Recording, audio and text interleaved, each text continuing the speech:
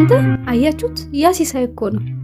ሲገርም ያኔ መሰለ አራዳ ልጅ እንደዚህ ስግጥ ይበል። እኔ እኮ ማመን ነው የሚከብደኝ። አንበሳ ሲያረግ የዝንብ መጫወቻ የሚባለው ተረት ይኸው። እኔ ምለው ለምን ጠርተን አንፍታታበት? አዎ እንጥራ።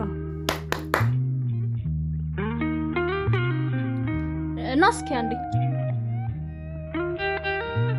ሰላም ጓደኞቼ፣ ምን ልታዘዝ? ምን አላችሁ? ይኸው ሜኑ። አላነበም።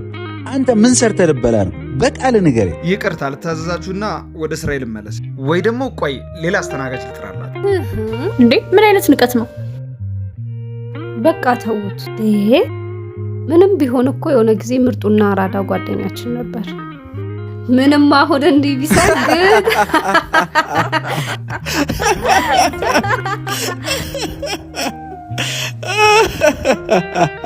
አውቆ አንገቱን ከደፋ ወንድ ልጅ ጀርባ ቀና አርጎ ሊያኖራቸው የሚፈልግ እናትና ልጅ አለ። ይቅርታ አጥፍ። ምን ልታዘዝ?